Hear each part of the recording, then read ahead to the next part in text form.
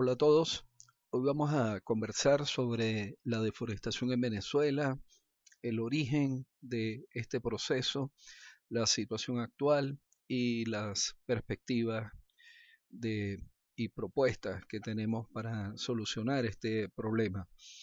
En primer lugar, vamos a considerar lo que yo creo que son las cifras más confiables para ilustrar el problema de la deforestación. En los años 90, Venezuela tenía una tasa de deforestación sumamente alta, 287.500 hectáreas, y en la última década, entre 2010 y 2020, pues hemos logrado bajar a 127.400 hectáreas.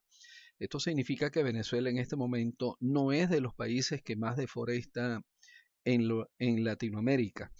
Y aquí también hay que resaltar que Brasil tenía más de 3.700.000 hectáreas en los años 90 como deforestación anual, y en la última década bajó a 1,5 millones de hectáreas. Esto es algo sumamente importante y lo vamos a volver a mencionar más adelante. Eh, en 1960, un 74% del territorio venezolano estaba cubierto por bosques, y en el 2020 llegamos al 50%, bajamos a 50%.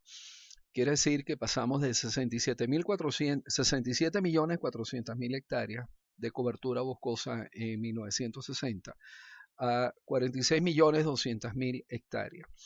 Entonces, hemos perdido 21 millones de hectáreas en 60 años de los bosques de Venezuela. Esta es la cifra más importante y más relevante que tenemos que destacar. Ciertamente ha habido una disminución de las tasas de deforestación, pero yo creo que esto no ha ocurrido porque seamos ahora más ecologistas o más ambientalistas. Yo creo que hay otras razones que voy a explicar más adelante.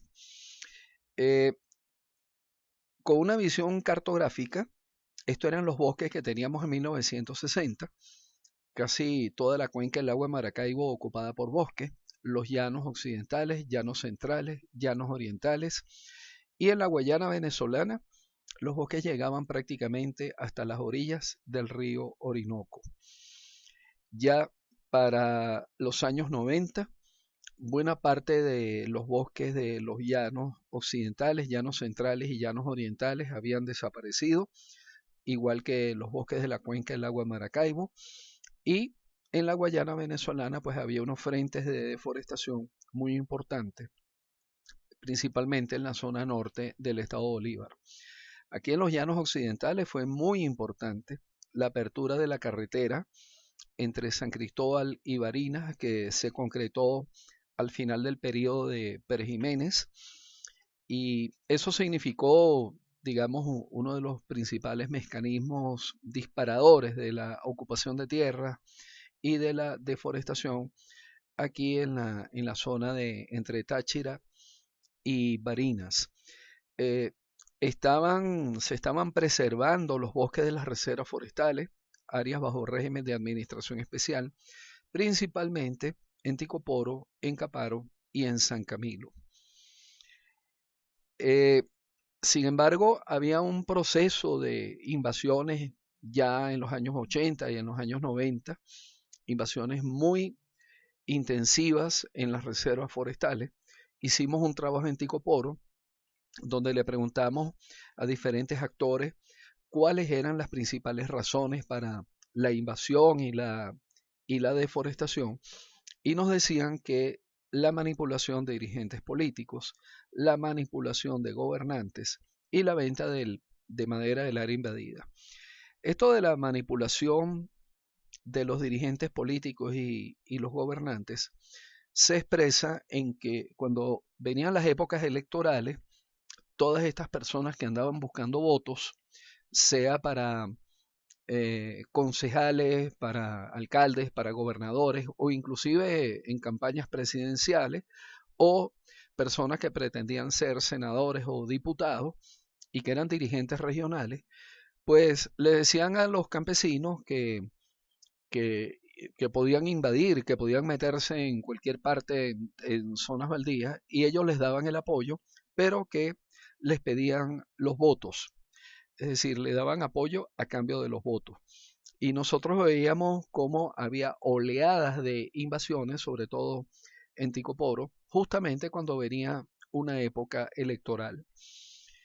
Eh, Esto es un mapa parcial de la Reserva Forestal Caparo. Aquí hay más o menos un 60, un 70% de Caparo. Caparo se extiende un poco más al oeste al este de lo que muestra esta imagen de satélite, pero aquí tenemos más de 80% de cobertura boscosa. Sí había un proceso de ocupaciones, sobre todo en la parte sur, que venía ocurriendo desde hacía algunos años, pero la mayor parte de Caparo mantenía su cobertura boscosa. Ya para el 2011, pues aquí sí aparece toda la Reserva Forestal Caparo. Se mantenían unos poquitos bosques de galería en la zona oriental de la reserva, y aquí observamos la estación experimental de la Universidad de los Andes, asignada a la Universidad de los Andes desde el año 1970, y esa presencia de la ULA durante más de 50 años, eh, que, en donde todavía hoy en día estamos allá, es lo que ha permitido la permanencia de este bosque. Sin embargo, tuvimos un proceso de invasión aquí en la parte más occidental, en la zona de Palma Pintada. Aquí perdimos cerca de 900 hectáreas por invasiones campesinas y no lo hemos logrado recuperar. Eh, en los llanos occidentales, la deforestación ha llegado hasta las orillas de los ríos. No se respetaron las zonas protectoras, no se respetaron los bosques de galería o bosques ribereños que estaban protegidos por ley. Los potreros llegan, en la mayoría de los casos, hasta las orillas de los ríos. Eh, en el año 2004 se metieron 30 familias en la zona de Palma Pintada, dentro de la estación experimental de la ULA. Eh, Ellos fueron desalojados durante unos 6 meses, pero no hubo mayores sanciones y luego se volvieron a meter y no salieron más nunca. Aproximadamente el año 2012, 2014, detectamos que esos invasores de Palma Pintada nos estaban robando las plantaciones de teca, estaban tumbando de forma ilegal los árboles de las plantaciones de teca, los estaban transformando en estantillo y los estaban vendiendo. Nosotros, cuando nos enteramos de eso, fuimos inmediatamente allá con la Guardia Nacional y funcionarios del Ministerio del Ambiente. Se hizo un procedimiento y con nuestros propios alumnos y profesores y con la maquinaria de la estación experimental les quitamos los estantillos y los llevamos al campamento, donde el Ministerio del Ambiente dispuso de esos estantillos. Luego, en el 2018, hubo una invasión general de toda la estación experimental. Se metieron 300 familias y eso es una evidencia de que iban ahora a ocupar toda la estación experimental Caparo. Nuevamente, eso lo enfrentamos con mucha firmeza.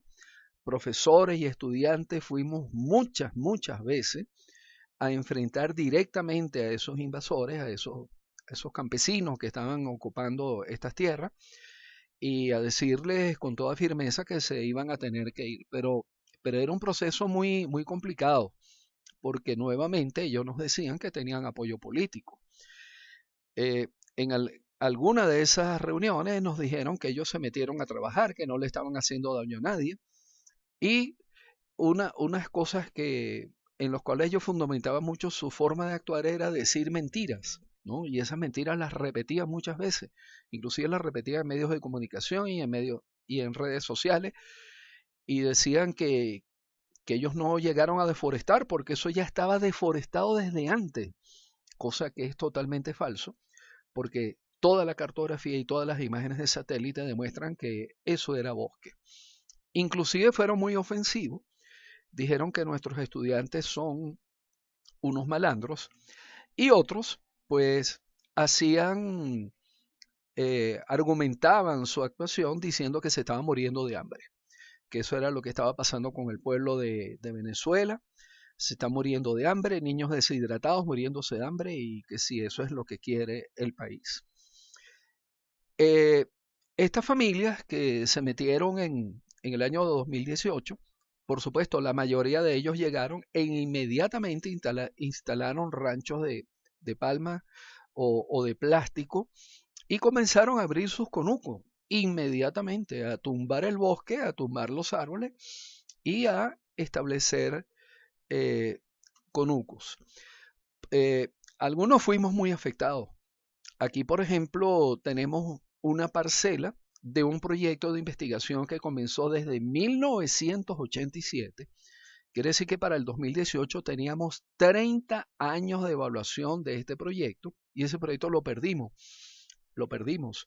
Ese es un proyecto de impacto de diferentes intensidades del aprovechamiento forestal, donde se aplicaron unos tratamientos mediante un diseño experimental. Eso se aplicó en 1987 y la idea de ese proyecto era hacerle una evaluación de por vida a ver cómo reaccionaba el bosque ante el aprovechamiento forestal. Repito, el 2018 ya teníamos 30 años de mediciones, con esto se hicieron tesis de pregrado, tesis de maestría, tesis de doctorado, y aquí estamos en una de las parcelas y vean cómo la parcela está totalmente socalada en el sotobosque, y vean este individuo con unos números pintados, lo cual demuestra que esta es una de esas parcelas donde estamos haciendo las mediciones permanentemente. Bueno, ese proyecto lo perdimos como consecuencia del efecto de la invasión de estos campesinos. Finalmente ellos fueron desalojados. El gobierno tomó la decisión, afortunadamente, de que tenían que desalojar el área. Les avisaron para que se fueran y no hubo ningún detenido, no hubo mayores consecuencias de esto. Y esto lo vamos a comentar más adelante también. Ese desalojo y esa decisión del gobierno fue posible porque nosotros hicimos lo que sabemos hacer. Pues. Por ejemplo, aquí está una cartografía hecha en función de una imagen de satélite de ese año y en esa imagen de satélite identificamos todos los conucos que ellos estaban instalando. Aquí teníamos identificadas 147 intervenciones, algunos conucos desde media hectárea y otros conucos ya de 3, 4 hectáreas, sobre todo a lo largo de la carretera que está en la zona norte de la estación experimental. Todas estas pruebas fueron enviadas al Ministerio de Ecosocialismo y al Ministerio de la Defensa, y así fue como se logró la orden de desalojo, la acción de que ellos tenían que desalojar el área. En unos consejos comunales vecinos, es decir, que no están dentro de la estación Caparo, pero sí es de la estación experimental, pero sí están dentro de la reserva forestal. En una oportunidad fuimos a darles unos cursos y talleres de sistemas agroforestales y en medio de esa actividad les preguntamos cuál era la superficie de cada terreno ocupado por ellos y cuántos litros de leche producían al día. Y con eso obtuvimos los litros por hectárea y un promedio general de 11 parcelas de 11 ocupantes con los que estábamos trabajando, y esto nos dio 1.12 litros por hectárea. Es decir, esa es la producción promedio de leche que ellos tienen allá. Entonces, fíjense, están destruyendo un bosque que tiene posiblemente 50 o 60 especies por hectárea, que tiene 300 a 400 individuos por hectárea, individuos arbóreos, repito, pertenecientes a 40 o a 50 especies diferentes. Están destruyendo eso para instalar un pastizal donde va a haber una vaca y esa vaca apenas lo que va a dar es 1.12 litros al día.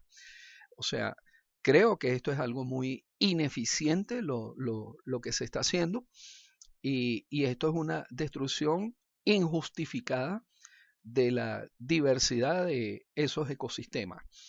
Otra cosa que hemos observado es un latifundismo creciente en estas áreas que son de la nación. Por ejemplo, aquí está una comunidad vecina a la estación experimental, esto es Malabares 2, aquí se hizo un estudio de catastro, y aquí tenemos desde parcelas pequeñitas de 20 o 30 hectáreas. Este es el tamaño original de las parcelas cuando los campesinos se meten a ocupar la reserva forestal. Y ese tamaño ocurre porque esa es la superficie promedio que puede trabajar una familia campesina. Pero ya para el año 2008, aquí había fundos, aquí había unidades, eh, fondos, haciendas, que llegaban a tener hasta 300 o 400 hectáreas. Y allá en Caparo nosotros nos hemos enterado que hay familias que tienen 3 o 4 fondos de este tamaño o hasta más grandes en diferentes lugares de la Reserva Forestal Caparo. Y en Ticoporo hemos escuchado de gente que tiene fondos de 5.000 o 7.000 hectáreas dentro de esa reserva forestal. Es decir, que esto es un latifundismo creciente lo que está ocurriendo en estos terrenos que son propiedad de la nación. Entonces, eso no cumple la labor social que debería estar cumpliendo, ya que hay una especie de permisividad para que estas áreas sean ocupadas por los campesinos. Bueno, si se van a destinar a eso, pues deben tener el máximo de beneficios sociales, pero con estos enormes fondos que yo considero que ya son latifundios dentro de las reservas forestales, pues me parece que no está cumpliendo con esa función social. Aquí tenemos imágenes que demuestran cómo la invasión está, la destrucción del bosque llega hasta las orillas de los ríos, han tumbado los bosques ribereños y eso está afectando las carreteras, porque las crecidas anuales que tiene el río pues va derrumbando el borde del río y esto afecta a las carreteras, afecta a las casas, muchas casas que estaban allí, pues el bosque protector de la orilla del río desapareció y el río cada vez va ganando más terreno en algunos lugares. Y aquí vemos cómo entonces los potreros pues están llegando hasta las orillas de los ríos. Y otro problema que estamos viendo es que cada vez hay más inundaciones en la parte baja de los llanos. Por ejemplo, en las zonas de la parte baja de las cuencas, los ríos Arauca, Sarare, Caparo y Uribante, que van a llegar hasta el río Apure, ya en la zona de Guasdualito, eh, para julio de 2015, ese municipio tenía inundado cerca del 90% del territorio. Y pensamos que esto ocurre porque la cuenca media y alta del área de recepción de estos ríos, ya los bosques desaparecieron, entonces no hay un ecosistema que amortigüe, que absorba toda la alta precipitación que puede caer en una época. Entonces esa precipitación cae e inmediatamente toda esa agua va para la parte inferior de la cuenca y ahí es donde se generan estas inundaciones. Creemos que esto va a ser más grave cada vez, porque por efecto del cambio climático, pues puede que haya precipitaciones más intensivas en algunas épocas del año. En líneas generales, ¿por qué se siguen destruyendo los ecosistemas en Venezuela? Bueno, pensamos que hay violaciones inclusive por parte del gobierno al ordenamiento jurídico ambiental y eso lo vamos a demostrar. Bien, eh, el propio Ministerio del Ambiente en el año 2000 creó las unidades territoriales de base para organizar las invasiones en las reservas forestales Ticoporo y Caparo. Esto lo vimos directamente allá en el campo. Y lamentablemente aquí participaron colegas forestales, se fueron allá a las reservas forestales y le dijeron al campesino que el poder reside en el pueblo.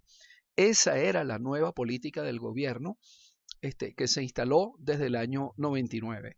Por supuesto, ese pueblo lo que quería era meterse a las reservas forestales, agarrarse la tierra y transformar eso de bosque al uso agrícola o al uso ganadero. En 2001 se organizaron los saraos, es decir, sistemas de asociaciones rurales autoorganizadas, definidas como un hábitat biogenético autónomo de metabolismo circular. Y la idea de estos saraos era que debían establecerse mediante unidades de 28 hectáreas con 24 familias, aproximadamente unas 2 hectáreas por familia, para ir trabajando el sistema de conuco. Estos saraos estaban principalmente orientados a áreas que antes eran bosques y que ahora consideraban como tierras ociosas, de acuerdo a un decreto de ley de tierras que salió en ese mismo año 2001, ¿no? Donde se indica que se consideran ociosas las tierras rurales que no están en producción. Y lo que consideran producción dentro de este concepto de ley de tierra, pues es la ganadería o la agricultura. Entonces, todo lo que no tuviera producción ganadera o producción agrícola se consideraba tierra ociosa.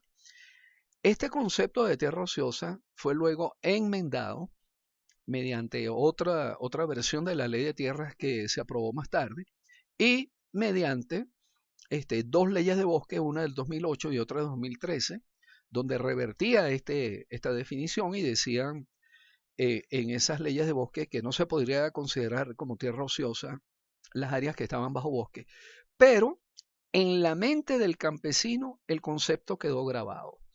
Y aún en la invasión de 2018 en Caparo, los campesinos nos estaban diciendo que eso era tierra ociosa, porque allí no había producción agrícola ni producción ganadera.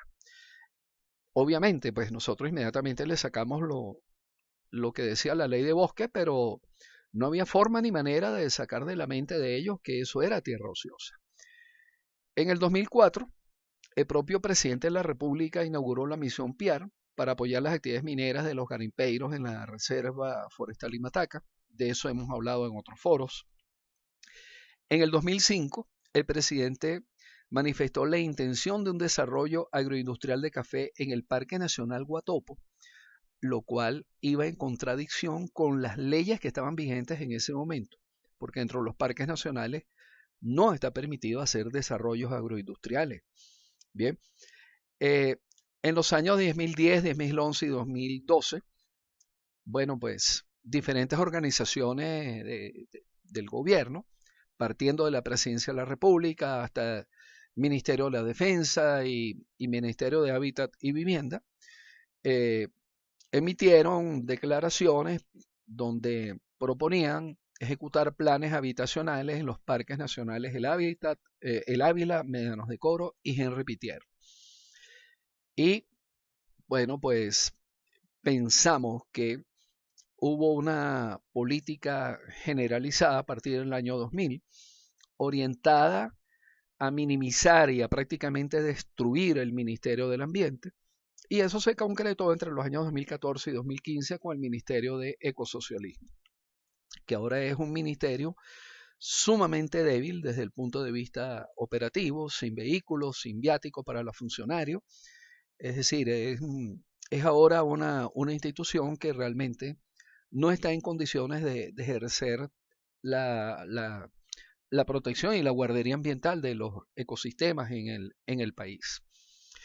Así es como más o menos están las cosas hoy en día. A pesar de que esto es un mapa de 2010, yo considero que hasta hoy en día esta es la mejor representación de cómo están los ecosistemas en Venezuela.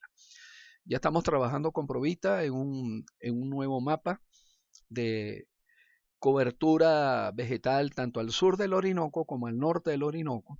Esperamos que eso esté listo hasta final de año. Pero este mapa ilustra bastante bien cómo está la situación hoy en día. Buena parte de los bosques de la cuenca del lago Maracaibo desaparecieron. Igual desaparecieron los bosques de los llanos occidentales, llanos centrales, llanos orientales. Y al norte del estado Bolívar, pues hay unos frentes de deforestación muy, muy importantes que luego vamos a comentar con más detalle.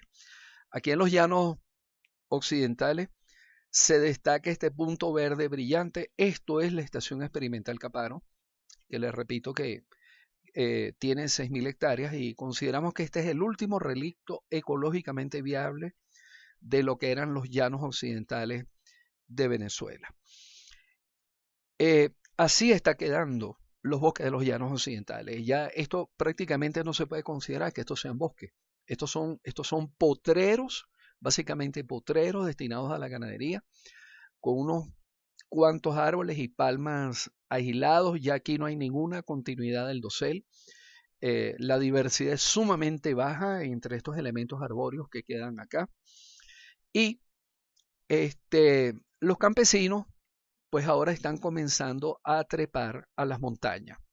Entonces, yo considero que la razón por la cual ha disminuido la tasa de deforestación en Venezuela, repito, no es porque seamos más ecologistas o más ambientalistas, es porque ya en la zona llanera, en tierras planas, ya prácticamente no hay tierra disponible para los campesinos, para los nuevos campesinos que quieren tierra para trabajar.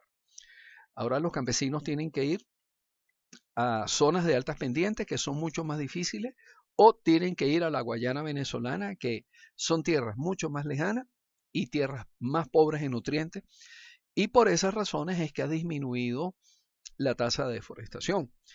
Aquí vemos el piedemonte de la Sierra Nevada de Mérida, en la zona del aeropuerto de Santo Domingo. Aquí está las zonas de piedemonte en la cuenca del río Mocotíes, en la zona de Santa Cruz de Mora, Estado Mérida.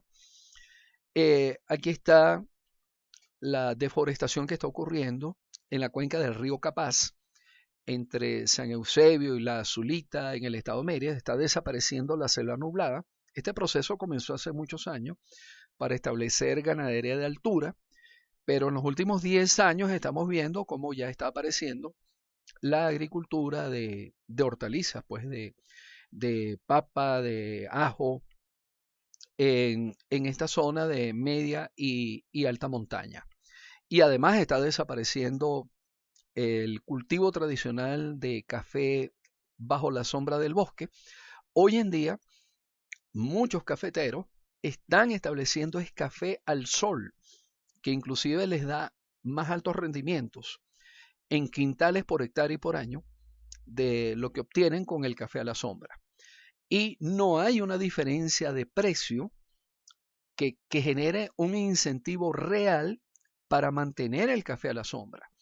Es decir, muchos expertos en el tema del café dicen que el café a la sombra es de mejor calidad, pero cuando uno va a ver el precio de cuál es la diferencia de precio entre un café producido a la sombra o un café producido al sol, pues prácticamente no hay diferencia. Entonces, ahora pues estos productores se están yendo por esta alternativa. El problema es que muchas de estas áreas que se están deforestando, debido a la pendiente y a la geología, son naturalmente inestables. Entonces, cuando se quita el bosque, comienza a haber movimientos en masa o comienza a haber erosión en surcos o erosión en cárcavas. Aquí tenemos una zona de Canaguá en el estado Mérida, donde se eliminó el bosque para establecer ganadería. Y pues el proceso se está haciendo cada vez más extenso. Aquí hay un mapa de los Andes de Venezuela, una versión preliminar hecha por el profesor Eulogio Chacón, de acá de la ULA, y otros colaboradores, y vemos cómo lo que domina fundamentalmente aquí en toda esta zona son áreas intervenidas, quedando los bosques en una fracción muy pequeña. Por aquí está Santa Cruz de Mora y por aquí está Tovar, y creemos que la destrucción de todos estos ecosistemas es lo que ha llevado a esas tragedias que han ocurrido en la cuenca del Mocotíes, y la más grave fue la que ocurrió en el 2005, donde hubo centenares de personas fallecidas y destrucción de infraestructura y de vehículos, de casas, de carreteras, de edificaciones, en una forma muy intensiva. Bueno, esto se puede poner cada vez peor porque, como dijimos antes, por efecto del cambio climático, estas lluvias torrenciales pueden ser cada vez, digamos que más intensas y más frecuentes. Y al caer la lluvia y no haber bosque en esas zonas de altas pendientes, pues vamos a tener este tipo de problemas que estamos viendo acá. En la zona de Uribante Caparo, cuando se creó todo ese sistema hidroeléctrico, se decretó el Parque Nacional Tapo Caparo en todos los alrededores para intentar disminuir la deforestación. Bueno, ese decreto de creación de ese Parque Nacional no ha tenido efecto. La deforestación continúa, prácticamente no se ha recuperado la cobertura boscosa en estas montañas que rodean al sistema Uribante-Caparo. Y hay lugares donde tenemos problemas de erosión y de movimientos de masa tan fuertes como la Cárcava de San José, cuyos sedimentos justamente van a llegar a una de las represas del sistema Uribante-Caparo. Algunas personas me han comentado que esto posiblemente ya se logró recuperar a un costo millonario, pero los conucos continúan y la deforestación continúa por los alrededores.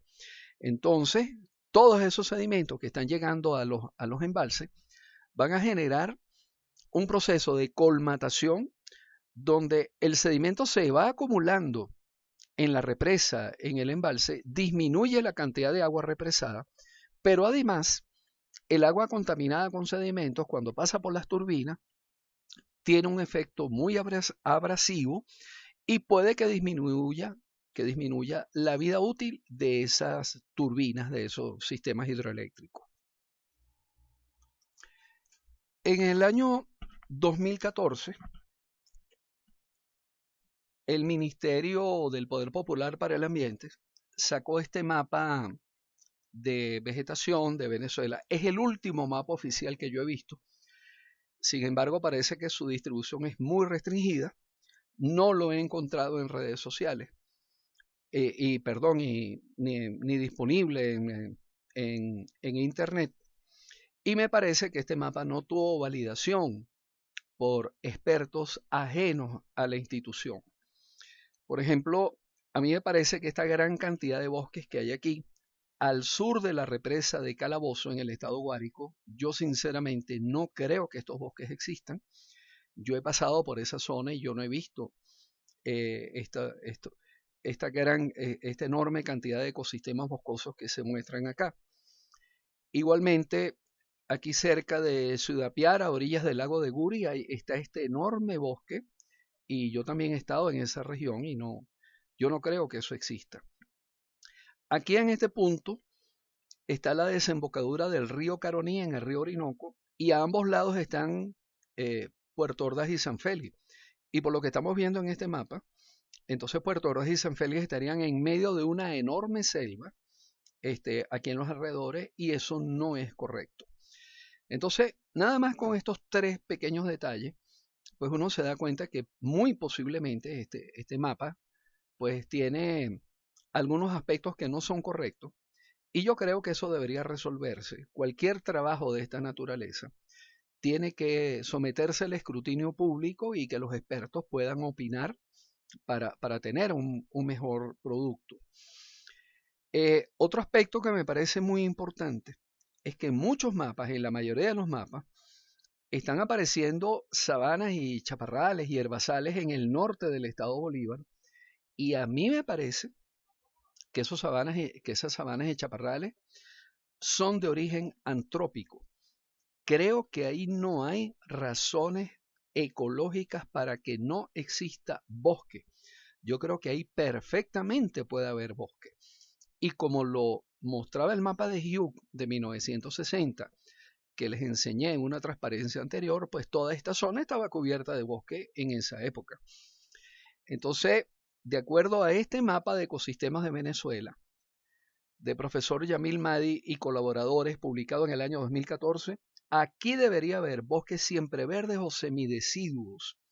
Por lo tanto, tendríamos que considerar que todas las sabanas y chaparrales que están aquí en esta zona norte, pues es producto de la deforestación. Con Provita hicimos un trabajo en el año 2020, publicado en el año 2021. Cualquiera de ustedes lo puede ver. Coloca en internet y trata de ubicar el geoportal Provita y van a encontrar esta cartografía. Y en función de eso, a mí me parece que allí en la Guayana venezolana existen estos puntos calientes o estas zonas calientes de deforestación o hotspots de deforestación. La primera y la más intensiva creo que está en la zona entre Upata y el Palmar hasta Guasipati, que ya está afectando a la Reserva Forestal Limataca, aquí en la zona de El Palmar y Río Grande y Santa Fe del Palmar. La segunda zona más importante de deforestación está entre Upata, El Retumbo, Carabachi y toda la ribera sur del río Caroní y del embalse Caruachi y los embalses que se están construyendo allí. Pero eso se extiende hacia Sierra y Mataca y los castillos de Guayana, afectando áreas dentro de la Reserva Forestal y Mataca. Aquí quiero que piensen en lo que esto significa en las orillas de estos embalses del desarrollo hidroeléctrico del Bajo Caroní en cuanto a producción de sedimentos, ¿no? Y todo esto son actividades agropecuarias que están ejecutando en esa zona. El tercer lugar donde hay una deforestación muy intensiva es la zona entre Ciudad Piar y La Paragua, que ya inclusive puede estar afectando áreas de lo que antes era la Reserva Forestal La Paragua y ahora es, Reserva Forestal El Caura y ahora es Parque Nacional Caura, y otros bosques que estaban allí en los alrededores entre La Paragua y el lago de Guri. La cuarta zona o el cuarto punto caliente es el norte del Caura, que fue decretado Parque Nacional en el año 2017 y eso no ha detenido el proceso de deforestación que aquí se marca con puntos rojos y marrón oscuro. O sea, simplemente un decreto puesto en el papel sin instituciones que tengan operatividad en el terreno para frenar la deforestación, ese decreto no ha servido para detener este proceso de deforestación que está ocurriendo aquí. La quinta zona está en el sur del Manteco, que está afectando terrenos fundamentalmente de la Reserva Forestal San Pedro. El sexto lugar es Tumeremo y todos los alrededores, lo cual ya significa una amenaza aquí a la zona central de la Reserva Forestal Limataca. Y el séptimo lugar, hasta ahora no tiene un proceso de deforestación tan intensivo como los que hay por aquí entre Upata, El Palmar, El Retumbo, ¿no? Pero por aquí está la carretera que va desde El Dorado hasta el kilómetro 88. En su mayor parte estas son zonas mineras, esta es la zona de más alto incremento de la minería, y a lo largo de esta carretera que se ve aquí tenuemente, pues el hecho de que haya carretera y de que haya tanto recurso disponible por los mineros, esto puede implicar una tasa de deforestación sumamente fuerte para los próximos años. Entonces, aquí en esta zona, la mayor parte de estos puntos de deforestación es por razones mineras. Aquí sí es minería, pero yo creo que en el futuro va a haber mucha deforestación por razones agropecuarias aquí a lo largo de la carretera. Bueno, así se ve la deforestación en Imataca. Los campesinos tumban el bosque para establecer, en primer lugar, agricultura y posteriormente ganadería. Aquí vemos cómo hay matas de yuca, de lechosa y de plátano, justamente en una de esas parcelas que ha sido deforestada en la Reserva Forestal Limataca. La yuca tarda entre 6 y 8 meses en producirse y estas plantas de lechosa y de plátano o cambur pues ya pueden tener 3 o 4 años y ya deben estar en producción. En la Reserva Forestal El Dorado Tumeremo hemos estado inclusive con nuestros estudiantes y hemos hecho estudios socioeconómicos entre los campesinos que están allí. Allí encontramos unas personas de Barinas que ya tienen muchos años aquí entre El Dorado y Tumeremo establecidos. Y en Barinas la teca ha dado muy buen resultado. Ellos llevaron semilla y lo plantaron y esto aquí en estos suelos oligotróficos no da resultado. Ya estos son plantaciones de 5 o 7 años y esto se mantiene, digamos, son muy delgados estos árboles. A los 5 o los 7 años esto debería tener 15, 20 centímetros de diámetro. Los individuos que están cerca de las viviendas, pues que sí sí están más gruesos porque, claro, esto está recibiendo agua todos los días y a lo mejor les echan residuos vegetales aquí en la base del árbol y por eso estos individuos están más gruesos. Eh, una cosa sorprendente es que particularmente esta señora nos dijo que tenía apenas 6 meses allí en el Conuco y nosotros le dijimos que cómo era posible que tuviera 6 meses si ya tiene un rancho con paredes y techo de madera y a los alrededores del Conuco tenía cosas así parecidas con ya la yuca grande y la lechosa y el plátano y esos cultivos debían tener por lo menos 3 años, ¿no? Y ella nos dijo que ella le compró la parcela a un ciudadano de nacionalidad colombiana, que él es el que deforesta y prepara las parcelas y luego las revende. Entonces, esto es la evidencia de que en la Guayana venezolana ya también está en ejecución el sistema de los invasores profesionales que estaban actuando en los llanos occidentales desde los años 80 y de los años 90 y nosotros lo vimos en muchas partes de Ticoporo y Caparo en acción. Entonces, en la Guayana venezolana ya están actuando estos invasores profesionales. Bien, entre El Dorado y el kilómetro 88 va la carretera que va hacia la Gran Sabana y eso pasa por todo el medio de la zona sur de la Reserva Forestal Imataca. Allí, entre los años 80 y 90, lo primero que había eran conucos. Pero a partir del año 2012 yo comencé a ver ganadería. Pudo haber ocurrido un poco antes, pero yo prácticamente en esa época iba para la Gran Sabana todos los años y yo lo vi por primera vez en el 2012. Repito, pudo haber ocurrido a lo mejor 2 o 3 años antes, ¿no? Ahora, lo grave es que cuando son conucos con fines agrícolas, las parcelas son de 20 o 30 hectáreas, como lo dijimos antes. Pero cuando viene la ganadería, estas son personas más poderosas, con mucho dinero, y estos ganaderos ya van a venir por centenares o miles de hectáreas. Y entonces, muy posiblemente, por esta razón, se va a incrementar enormemente la tasa de deforestación justamente en esta zona sur de la Reserva Forestal Imataca. Además de las razones que les dije antes, ¿no? Por aquí está la zona de las minas de Las Claritas, las minas del Dorado, entonces hay mucho dinero disponible y hay necesidad, pues, o sea, todos los mineros requieren alimentos y entonces hay demanda, pues, hay demanda de recursos y hay dinero disponible y eso lo atraviesa una carretera asfaltada. Entonces, por todas esas razones, yo creo que aquí se va a incrementar mucho la deforestación en los próximos años. Eh, con ese trabajo que hicimos con Provita, pues tenemos estos datos. Entre el año 2000 y el año 2020, el área destinada al uso agropecuario pasó de 1.300.000 hectáreas a 1.800.000 hectáreas. La minería, de acuerdo a esos datos de ese trabajo que hicimos en ese momento, eran apenas 50.000 hectáreas.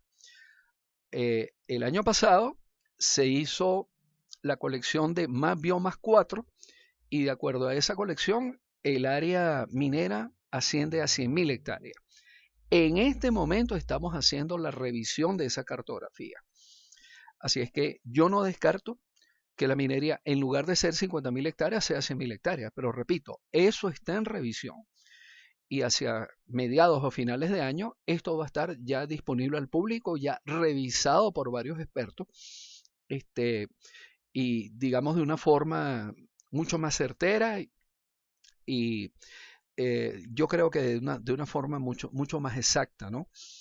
Ahora, sea 50.000 hectáreas o sea 100.000 hectáreas el área de minería, lo cierto es que las áreas destinadas a uso agropecuario entonces tienen entre 20 y 30 veces la superficie ocupada por el área minera. O sea, es de 20 a 30 veces más grande los terrenos destinados al uso agropecuario que al uso minero. Entonces, pienso que le estamos dedicando mucha energía a atacar la minería y muy poco esfuerzo a atacar el problema de la ganadería y la agricultura anárquicas que igual nos están destruyendo ecosistemas. Entonces, me parece que no debemos descuidar ninguna de las dos causas de destrucción de ecosistemas. En líneas generales, entre ambas razones, pues la superficie de bosque ha disminuido de 1.600.000 hectáreas, no, perdón, de 35.700.000 hectáreas a niveles que ya andan por los 35.300.000 hectáreas. Entonces, entre ambas razones, entre minería y uso agropecuario, en la Guayana venezolana está ocurriendo una destrucción de los bosques cercana a 17.400 hectáreas al año, solamente en la Guayana venezolana. El uso que estamos haciendo de la tierra me parece que es muy ineficiente, porque la principal razón para la deforestación es la producción de comida mediante ganadería y agricultura. Bueno, en los años 90, la tasa de desnutrición en Venezuela estaba entre 10 y 14%. Teníamos el mismo nivel de desnutrición que Brasil, repito, entre un 10 y un 14% de la población en niveles de desnutrición entre los años 90 y 92. Ya para el 2003, la tasa de desnutrición en Venezuela subió al 15 o al 25% y estamos peor que Brasil y peor que Colombia y peor que Ecuador y peor que Perú, ¿no? Y en el 2020, de acuerdo a estos mapas de la FAO, pues llegamos a niveles entre 25 y 35% de desnutrición en Venezuela. Los únicos países que nos superan a los que tenemos este nivel son 4 países en el mundo, básicamente Haití, Chad, Madagascar y Corea del Norte. Esto es algo sumamente lamentable, porque entonces esto es una muestra de que no estamos usando la tierra de forma eficiente. Pues si tenemos estos niveles de desnutrición en el país, por supuesto, aquí hay otro montón de consideraciones, ¿no?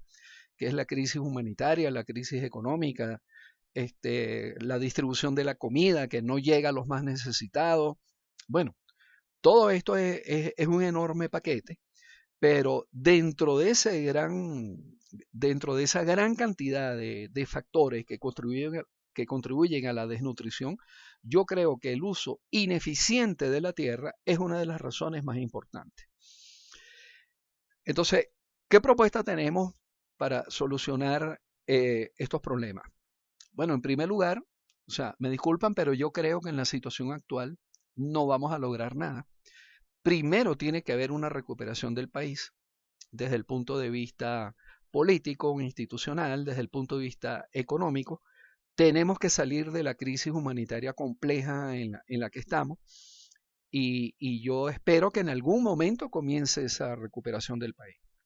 Y al haber esa recuperación, pues hay que restituir al Ministerio del Ambiente como organización líder y la organización que tenga autoridad para regir los asuntos ambientales de Venezuela. Pienso que tiene que haber una veda a la deforestación y aquí es donde recuerdo los datos de Brasil.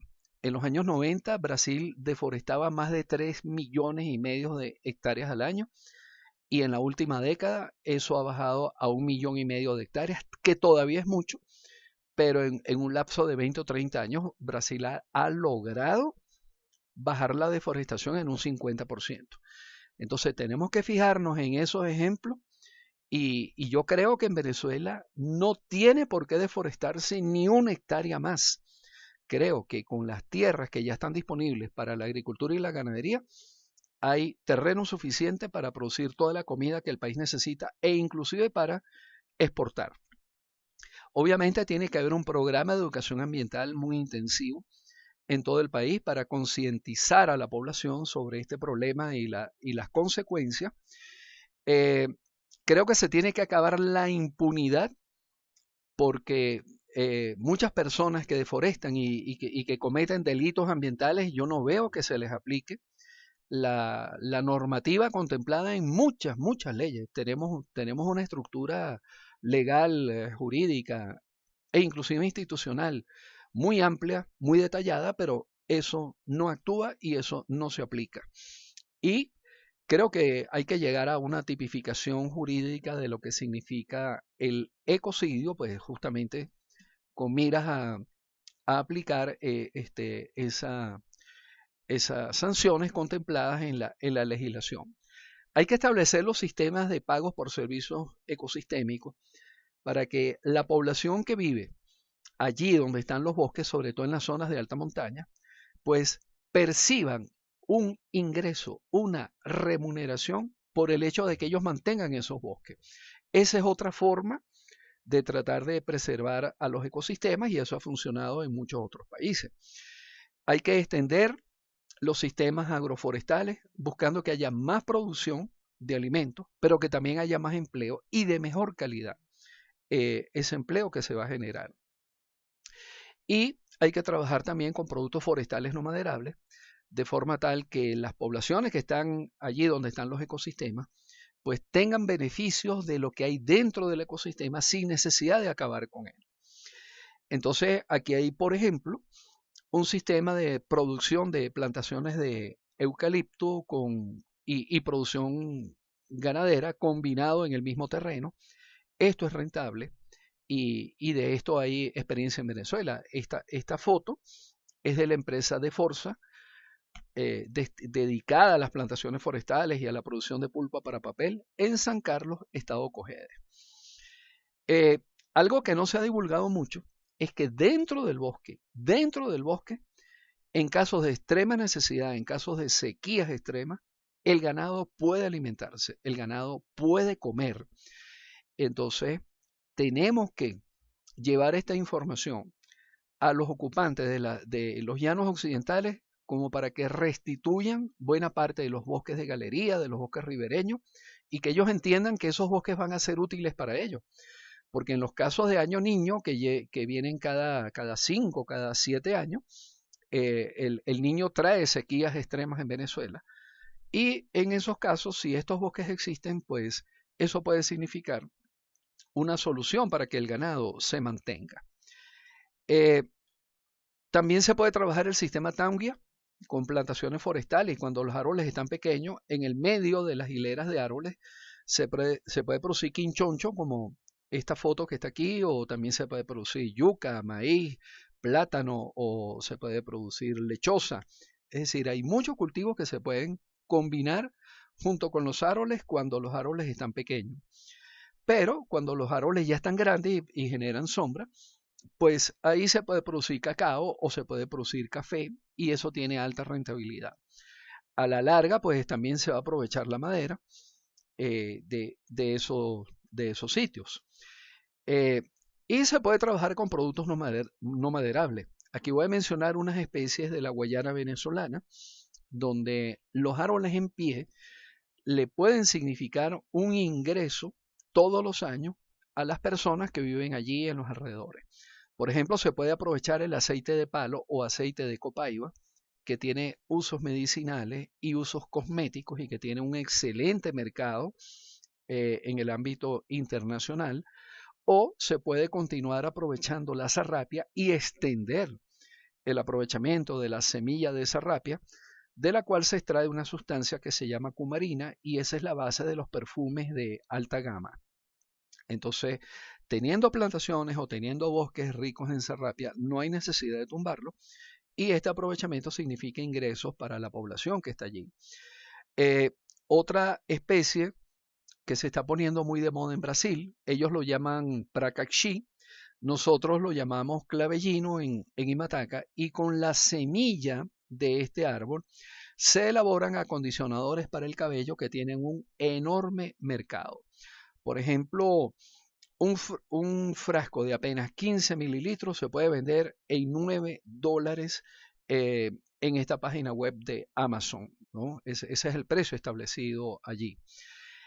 En definitiva, El bosque para nosotros significa vida bajo todos los puntos de vista. El bosque produce oxígeno, el bosque absorbe carbono, el bosque mantiene la estabilidad de los terrenos, evitando la erosión, evitando los deslaves. El bosque significa hábitat para la fauna y del bosque viene el agua que nosotros tomamos todos los días, eh, representado en esta tubería que transporta justamente agua potable. Entonces, con esta imagen, pues, quiero resumir todo lo importante de los ecosistemas forestales y la prioridad que tenemos de preservar esos ecosistemas. Muchas gracias por su atención y aquí dejo mis datos de contacto por si alguien tiene alguna pregunta o algún comentario, pues me lo hace llegar y con todo gusto podemos responder sus inquietudes. Gracias nuevamente.